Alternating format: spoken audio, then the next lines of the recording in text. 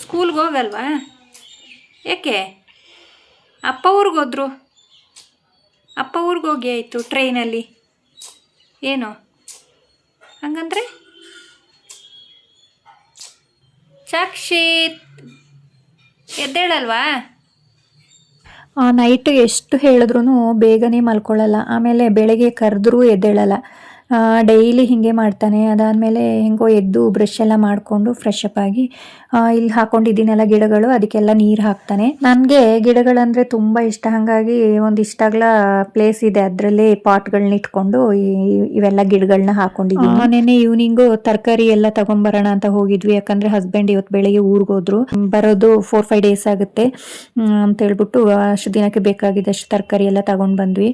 ಆವಾಗ ಹೋದ ತಕ್ಷಣ ಫ್ರೆಶ್ ಆಗಿ ಬಂದಿರೋ ಮಶ್ರೂಮ್ ಇತ್ತ, ಹಾಗೆ 2 ಪ್ಯಾಕೆಟ್ ತಗೊಂಡು ಇವಾಗ ಮಶ್ರೂಮ್ ಫ್ರೈಡ್ ರೈಸ್ ಮಾಡ್ಕೊತಾ ಇದ್ದೀನಿ. ಅದಕ್ಕೆ ಚಿಕ್ಕದಾಗಿ ಈರುಳ್ಳಿ ಕಟ್ ಮಾಡ್ಕೊಂಡಿದ್ದೆ.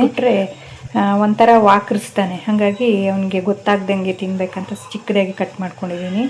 ಇದು ಶುಂಠಿ, ಬೆಳ್ಳುಳ್ಳಿ, ಆಮೇಲೆ ಮಶ್ರೂಮ್ನು ಕಟ್ ಮಾಡಿ ಇಟ್ಕೊಂಡಿದ್ದೀನಿ.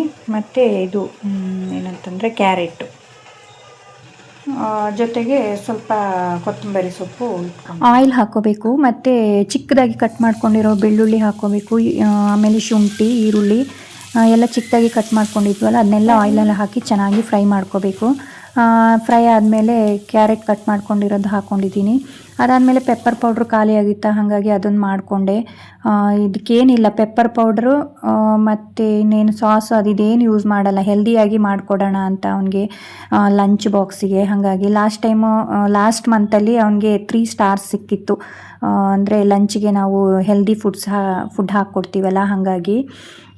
ಆಮೇಲೆ ಇದು ಎಲ್ಲ ಆಯಿಲಲ್ಲಿ ಚೆನ್ನಾಗಿ ಫ್ರೈ ಆದಮೇಲೆ ಈ ಮಶ್ರೂಮ್ ಕಟ್ ಮಾಡ್ಕೊಂಡಿದ್ನಲ್ಲ ಅದನ್ನು ಹಾಕೋತೀನಿ. ಚೆನ್ನಾಗಿ ಮಿಕ್ಸ್ ಕೊಟ್ಕೊಂಡ್ಮೇಲೆ ರುಚಿಗೆ ತಕ್ಕಷ್ಟು ಉಪ್ಪು ಹಾಕಿದ್ರೆ ಚೆನ್ನಾಗಿ ಬೇಯುತ್ತೆ. ಹಾಗಾಗಿ ಉಪ್ಪು ಹಾಕೊಂಡು ಬೆಂದಿದೆಯಾ ಅಂತ ಅವಾಗವಾಗ ನೋಡ್ಕೊಬೇಕು. ಜೊತೆಗೆ ಇದು ಪೆಪ್ಪರ್ ಪೌಡ್ರ್ ಇತ್ತಲ್ಲ ಅದನ್ನು ಹಾಕ್ಕೊಂಡೆ, ಮತ್ತು ರೈಸ್ ಹಾಕ್ಕೊಂಡು ಮಿಕ್ಸ್ ಮಾಡ್ಕೊಬೇಕು. ಕೊತ್ತಂಬರಿ ಸೊಪ್ಪು ಕಟ್ ಮಾಡ್ಕೊಂಡಿದ್ನಲ್ಲ ಅದನ್ನು ಉದುರಿಸ್ಕೊಂಡು ಚೆನ್ನಾಗಿ ಮಿಕ್ಸ್ ಕೊಟ್ಟರೆ ಇದು ಮಶ್ರೂಮ್ ಫ್ರೈಡ್ ರೈಸ್ ರೆಡಿ ಆಗಿಬಿಡುತ್ತೆ. ಅದ್ರ ಜೊತೆಗೆ ಒಂದು ಸ್ವಲ್ಪ ತುಪ್ಪ ಮಿಕ್ಸ್ ಮಾಡ್ಕೊಂಡಿದ್ದೀನಿ, ಯಾಕಂತಂದರೆ ಹೆಲ್ತಿಗೆ ಒಳ್ಳೇದಲ್ವಾ, ಹಾಗಾಗಿ. ಆಮೇಲೆ ನನ್ನ ಮಗನಿಗೆ ಬಾಕ್ಸ್ಗೂ ಅದನ್ನೇ ಹಾಕ್ತೆ. ಸ್ವಲ್ಪ ಇದು ಸ್ವೀಟ್ ಪೊಟೆಟೊ ಬೇಯಿಸಿರೋದಿತ್ತು, 2 ಹಾಕಿ ಬಾಕ್ಸ್ ರೆಡಿ ಮಾಡಿ ಅವನ್ನ ಸ್ಕೂಲಿಗೆ ಕಳಿಸ್ದೆ. ಸ್ಕೂಲಿಂದ ಬಂದಮೇಲೆ ಬ್ರೇಕ್ಫಾಸ್ಟ್ ಎಲ್ಲ ಮಾಡಿಕೊಂಡೆ. ಅದಾದಮೇಲೆ ಕೆಲಸಗಳಿತ್ತು ತುಂಬ, ಅದನ್ನೆಲ್ಲ ಮುಗಿಸ್ಕೊಂಡು ಆಮೇಲೆ ನೆಕ್ಸ್ಟ್ ಡೇ ವಿಡಿಯೋ ಕಂಟಿನ್ಯೂ ಮಾಡಿದ್ದೀನಿ.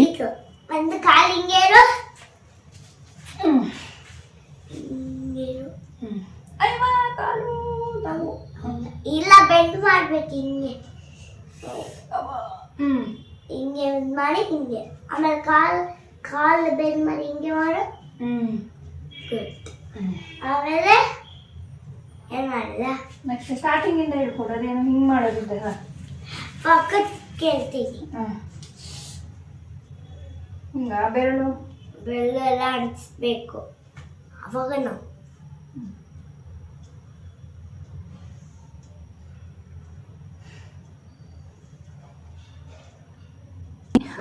ಮಾರ್ನಿಂಗ್ ಎದ್ದ ತಕ್ಷಣ ಯಾವಾಗಲೂ ನಾವು ಇದು ಎಕ್ಸಸೈಸ್ ಮಾಡ್ತೀವಿ. ಹಸ್ಬೆಂಡ್ ಇದ್ದಾಗ ಮಾಡ್ತಿದ್ವಿ. ಹಸ್ಬೆಂಡ್ ಇವಾಗ ಊರಿಗೆ ಹೋಗಿದ್ದಾರಲ್ಲ, ಹಾಗೆ ನಾನು ನನ್ನ ಮಗ ಅವನು ನನ್ನನ್ನು ಅಡುಗೆ ರೂಮಲ್ಲಿ ನಿಂತ್ಕೊಳ್ಳೋಕ್ಕೆ ಬಿಡ್ತಿಲ್ಲ. ಬಾ ಅಮ್ಮ, ನಾನೇ ಇದು ಏನೋ ಎಕ್ಸಸೈಸ್ ಹೇಳ್ಕೊಡ್ತೀನಿ ಅಂತ ಸ್ಕೂಲಲ್ಲಿ ಏನೋ ಸ್ವಲ್ಪ ಹೇಳ್ಕೊಟ್ಟಿದ್ದಾರೆ, ಅದನ್ನು ನನಗೆ ಹೇಳ್ಕೊಡ್ತಾ ಇದ್ದಾನೆ ಅವನು. ದೃಷ್ಟಿಯ ಯಾರು ಹೇಳ್ಕೊಟ್ಟಿರೋದು?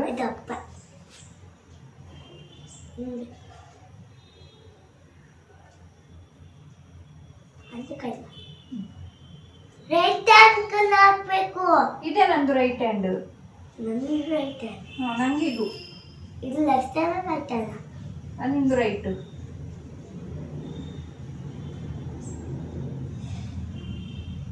ಆಯ್ತು. ಇದೇನಾ ಖಾಲಿ ಇರೋ ಹಿಂಗೇನು ಅದಾಯ್ತಲ್ಲ. ಅದಾಯ್ತಾ? ನಿಮಗೆ ಗೊತ್ತಿಲ್ಲ, ನೀವೆಂತ ಸರ್ವ್ ಏನ್ ಮಾಡ್ಬೇಕು? ಚಾಚು ಚಾಚು ಈಗ ಹಾಕು.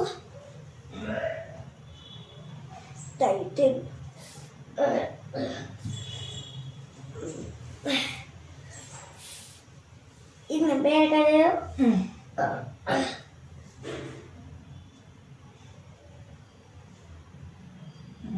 ಹೀಗೆ ಇಟ್ಟಿದೆ.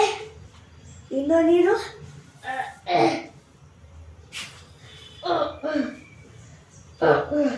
ಆಯ್ತು. ಅಲ್ಲೇ ಇದ್ದ ಕಾರ್.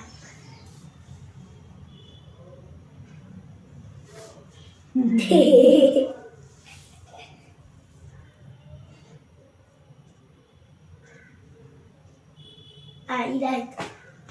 ಹೇಳು ಹೇಳು ಆಯ್ತು ಆಯ್ತು. ಹೇಳು ಇನ್ನೇನು ಎಕ್ಸರ್ಸೈಸ್ ಅಷ್ಟೇ ಸಾಕಲ್ಲ? ಸಾಕಿನ ಸ್ವಲ್ಪ ಬಿಸಿಲಲ್ಲಿ ಕುತ್ಕೊಳ್ಳೋಣ. ನಿಂಗೆ ಮಾಡು. ನೀ ಮಾಡು. ಮಾಡಿದ್ರೆ ನನಗೆ ಯಾಕೆ ಅಯ್ಯೋ ಕಾಲು. ಹಿಂಗೆ ಹಿಂಗೆ ಹಿಂಗೆ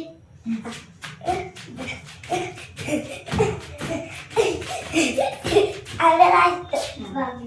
ಬಿಸಿಲಲ್ಲಿ ಕೂರನ. ಎಕ್ಸಸೈಸ್ ಆದಮೇಲೆ ಬ್ರೇಕ್ಫಾಸ್ಟ್ ರೆಡಿ ಮಾಡ್ಕೊಳ್ಳೋಣ ಅಂತ ಹೊರಟೆ. ಇದು ಬೀಟ್ರೂಟ್ ಪ್ಯೂರಿ ಮಾಡಿಕೊಂಡು ದೋಸೆ ಹಿಟ್ಟು ರುಬ್ಬಿಟ್ಟಿದ್ನಲ್ಲ ಅದಕ್ಕೆ ಮಿಕ್ಸ್ ಮಾಡಿಕೊಂಡೆ. ಅದಾದಮೇಲೆ ಇದು ಪಾಲಕ್ ಪ್ಯೂರಿ ಮಾಡಿಕೊಂಡು ಸ್ವಲ್ಪ ಮಿಕ್ಸ್ ಮಾಡಿಕೊಂಡೆ. ಇಡ್ಲಿ ಮಾಡೋಣ ಅಂತ.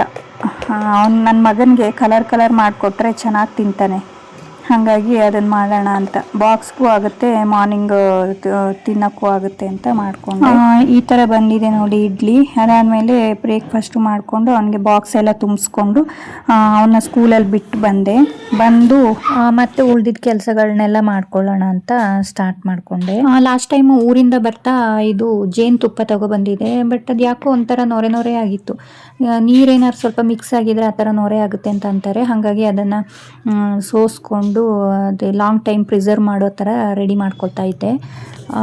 ನೋಡಿ ಸೋಸ್ಕೊಳ್ಬೇಕಾದ್ರೆ ಯಾವ ಥರ ನೊರೆ ಬರ್ತಾಯಿದೆ ಅಂತ. ತುಂಬ ನೊರೆ ಆಗಿತ್ತು. ಊರಿಂದ ಬಂದಮೇಲೆ ಬಾಟಲ್ ನಾನು ಓಪನೇ ಮಾಡಿಲ್ಲ. ಆಮೇಲೆ ಒಂದಿನ ನನ್ನ ಮಗನಿಗೆ ತಿನ್ನಕ್ಕೆ ಕೊಡೋಣ ಅಂತ ಓಪನ್ ಮಾಡಿದಾಗ ಫುಲ್ ಒಂಥರ ಬಸ್ಟ್ ಆಗೋ ಥರ ಓಪನ್ ಆಯಿತು ಮುಚ್ಚಳ. ಅವಾಗ ಭಯನೇ ಆಗೋಯ್ತು, ಏನಪ್ಪ ಇದು ಈ ಥರ ಆಗ್ತಿದೆ ಅಂತ. ಮತ್ತು ಅವ್ನಿಗೆ ತಿನ್ನಕ್ಕೆ ಅಂತ ಹಾಕ್ಕೊಟ್ರೆ ಬರೀ ಈ ಥರ ನೊರೆ ಜೇನಂತಲೇ ಫೀಲ್ ಬರ್ತಾಯಿಲ್ಲ, ಆ ಥರ ಇತ್ತು. ಮತ್ತು ಬೇಡ ಬಿಡು ಅಂತ ಕೊಟ್ಟಿಲ್ಲ. ಅದಾದಮೇಲೆ ಯಾವತ್ತೋ ಒಂದ್ಸಲ ನಮ್ಮ ಅಜ್ಜಿ ಹೇಳಿದರು, ಜೇನಲ್ಲಿ ಈ ಥರ ನೀರೇನಾದ್ರು ಮಿಕ್ಸ್ ಆಗಿದ್ದರೆ ನೊರೆ ಥರ ಬರುತ್ತೆ, ಚೆನ್ನಾಗಿರಲ್ಲ, ಲಾಂಗ್ ಟೈಮ್ ಇಡೋಕ್ಕಾಗಲ್ಲ, ಹುಳಿ ಬಂದ್ಬಿಟ್ಟು ಕೆಟ್ಟೋಗ್ಬಿಡುತ್ತೆ ಅಂತ. ಮತ್ತು ಅದು ಈ ಥರ ಪ್ರೊಸೀಜರ್ ಮಾಡಿದ್ರೆ ಚೆನ್ನಾಗಿ ಬರುತ್ತೆ ಅಂತ. ಹಾಗಾಗಿ ಆ ಥರನೇ ಮಾಡ್ಕೊಳ್ಳೋಣ ಅಂತ ರೆಡಿ ಮಾಡ್ಕೊತಾ ಇದ್ದೆ. ಒಂದು ಪಾತ್ರೆಯಲ್ಲಿ ಫಸ್ಟೇ ನೀರಿಟ್ಕೊಂಡು ಇವಾಗ ಸೋಸ್ಕೊಂಡಿದ್ದೀನಲ್ಲ ಅದನ್ನು ನೀರು ಬಿಸಿ ಆದಮೇಲೆ ಅದ್ರೊಳಗಡೆ ಇಟ್ಕೊಂಡು ಚೆನ್ನಾಗಿ ಬಿಸಿ ಮಾಡಬೇಕು. ಬಿಸಿ ಆಗ್ತಿದ್ದಂಗೆ ನೊರೆ ಮೇಲಕ್ಕೆ ಬರೋಕ್ಕೆ ಸ್ಟಾರ್ಟ್ ಆಯಿತು.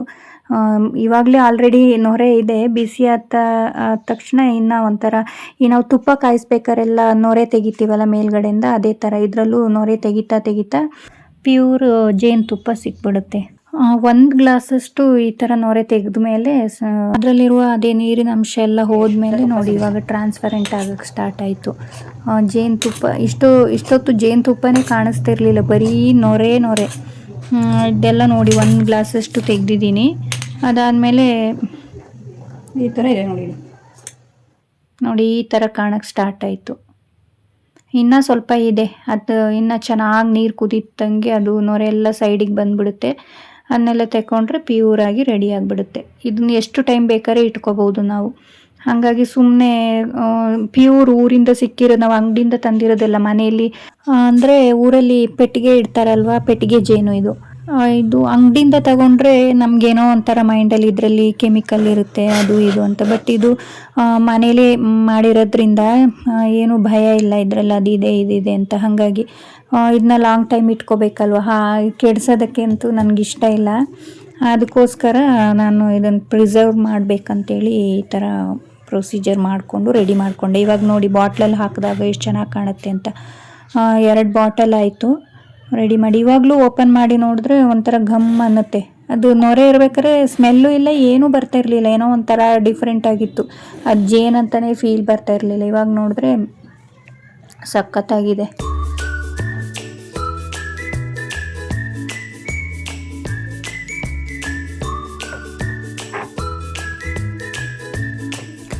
ಬಾಟ್ಲಲ್ಲಿ ತುಂಬಿ ಆದಮೇಲೆ ಇನ್ನು ಮಿಕ್ಕಿರೋದು ಇಷ್ಟಿತ್ತು, ಇದನ್ನು ಇನ್ನೊಂದು ಬಾಟ್ಲಲ್ಲಿ ಹಾಕೋತೀನಿ. ಅದು ಸ್ವಲ್ಪ ವಾಶ್ ಮಾಡಬೇಕಾ, ಹಾಗೆ ವಾಶ್ ಮಾಡಿ ಇಟ್ಟಿದ್ದೀನಿ. ಡ್ರೈ ಆದಮೇಲೆ ಅದರಲ್ಲಿ ಹಾಕೋತೀನಿ. ಇದು ಒಂದು ಟೈಪು ಹುಳಿ, ಇದನ್ನು ಊರಿಂದ ಬರ್ತಾ ತಗೊಂಡು ಬಂದಿದ್ವಾ, ಬಿಸಿಲಿತ್ತು, ಹಾಗಾಗಿ ಇದನ್ನು ಡ್ರೈ ಆಗಲಿ ಅಂತ ಮೇಲ್ಗಡೆ ಹಾಕ್ಕೊಂಡಿದ್ದೆ. ಆವಾಗ ಹೋಗಿ ನೋಡ್ಕೊತಾ ಇದ್ದೆ, ಯಾಕಂದರೆ ನೆಕ್ಸ್ಟ್ ಇನ್ನು ಯಾವಾಗ ಮೋಡ ಬರುತ್ತೆ ಮಳೆ ಬರುತ್ತೆ ಅಂತ ಹೇಳೋಕ್ಕಾಗಲ್ಲ, ಹಾಗೆ ಅದನ್ನು ತಿರುವಿ ಹಾಕ್ತಾಯಿದ್ದೆ. ಇದನ್ನು ಮೀನು ಸಾರೆಲ್ಲ ಮಾಡ್ಬೇಕಾದ್ರೆ ಯೂಸ್ ಮಾಡ್ತಾರೆ, ತುಂಬ ಚೆನ್ನಾಗಾಗುತ್ತೆ, ಹಾಗಾಗಿ ಇರಲಿ ಅಂತ ತಗೊಂಡು ಬಂದಿದ್ದೆ. ಆಮೇಲೆ ಈವ್ನಿಂಗು ಪಾಸ್ತಾ ಮಾಡಿದ್ದೆ, ಅದನ್ನು ತಿನ್ಕೊಂಡು ಇದು ಸ್ಕೂಟಿ ಕಲಿಯೋಣ ಅಂತ ಒಂದು ಖಾಲಿ ಲೇಔಟ್ ಇತ್ತು, ಅಲ್ಲಿಗೆ ಹೋದ್ವಿ. ಎಲ್ಲಿಗೆ ಚಕ್ಷು ಇವಾಗ ಹೊರಟಿದ್ದು? ಎಲ್ಲಿ? ಸ್ಕೂಟಿ ಬಿಟ್ಟಿದ್ದ ಅವಾಗ ನಾವ್ ರೇಟ್ ಮಾಡ್ತೀವಿ ಅಲ್ಲಿ ಯಾರನ್ನ ಹೊಡ್ಬಿನ ಅಪ್ಪ ಹಂಗೆ ನಡ್ಕೊಂಡು ಬರ್ತಾರಪ್ಪ. ನೀನು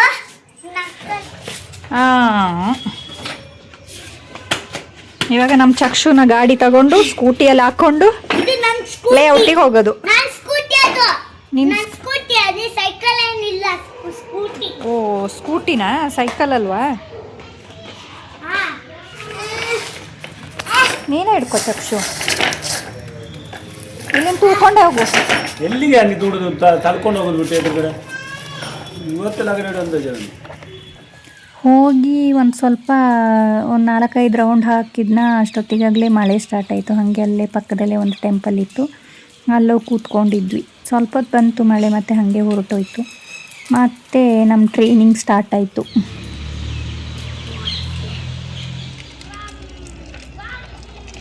ಸುತ್ತಾಗ್ತಾ ಇದ್ದ ಇವತ್ತು ಫುಲ್ ಆನ್ ಮಾಡಿದೆ. ಇದು ಆನ್ ಮಾಡಿದೆ. ಓಕೆ ಚಕ್ಷು, ಅಮ್ಮ ಸೈಕಲ್ ಕಲ್ತ್ಲಾ? ನೀ ಸೈಕಲ್ ಅಲ್ಲ, ನಾ ಸ್ಕೂಟಿ. ಓಕೆ, ಅಮ್ಮ ಸ್ಕೂಟಿ ಕಲ್ತ್ಲಾ?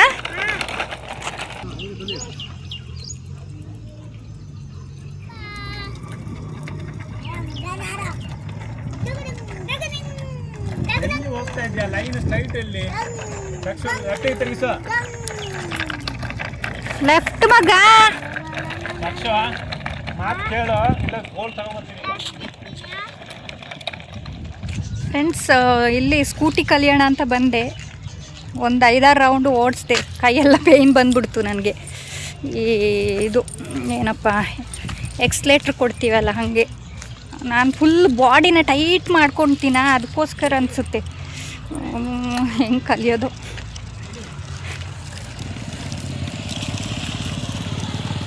ನೋಡೋಣ, ಟ್ರೈ ಮಾಡ್ತೀನಿ. ಇನ್ನೂ ಕಲಿಬೇಕು, ಕಲ್ತಿದ್ದೀನ ಇನ್ನೂ ಕಲಿಬೇಕಷ್ಟೇ. ಇಷ್ಟು ಕಲ್ತಿಲ್ವಾ ಮೊದಲಿಗಿಂತ?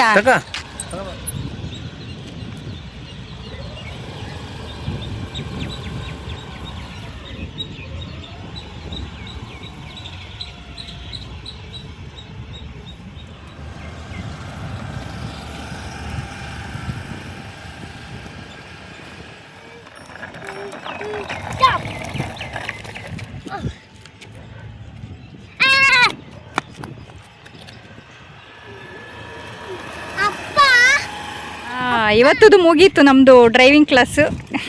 ಇವಾಗ ಸೈಕಲ್ನ ಎತ್ಕೊಂಡು ಹೊರಟಿರೋದೆ ಮನೆಗೆ. ಇವಾಗ ನಾನು 1 ರೌಂಡ್ ಮೇಯ್ನ್ ರೋಡ್ಗೆ ಹೋದೆ ಇಲ್ಲೇ, ಬಟ್ ವೆಹಿಕಲ್ಸ್ ಏನು ಅಷ್ಟಿಲ್ಲ. ನೈಟ್ ಊಟಕ್ಕೆ ಬೆಂಡೆಕಾಯಿ ಪಲ್ಯ ಮಾಡಿಕೊಂಡೆ, ಚೆನ್ನಾಗಿ ಬಂದಿದೆ. ಜೊತೆಗೆ ರಸಮ್ ಮಾಡ್ಕೊತಾ ಇದ್ದೀನಿ.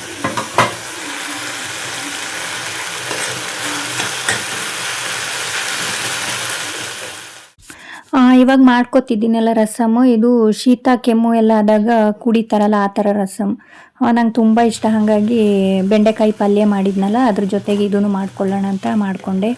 ವೈಟ್ ರೈಸಿಗೆ ತುಂಬ ಚೆನ್ನಾಗಾಗುತ್ತೆ. ನಾವು ಬಾಯ್ಲ್ಡ್ ರೈಸ್ ತಿನ್ನೋದಲ್ವ. ಓಕೆ ಎಲ್ಲನೂ ಅಡ್ಜಸ್ಟ್ ಮಾಡಿಕೊಂಡು ತಿನ್ಕೊಳ್ಳೋದು. ನಮ್ಗೆ ಎಷ್ಟು ಬೇಕು ರಸಮ್ ಅಷ್ಟು ನೀರು ಹಾಕ್ಕೊಂಡ್ರೆ ಆಗೋಗ್ಬಿಡುತ್ತೆ. ಮತ್ತು ಚೆನ್ನಾಗಿ ಕುದ್ಮೇಲೆ ರಸಮ್ ರೆಡಿ ಆಯಿತು.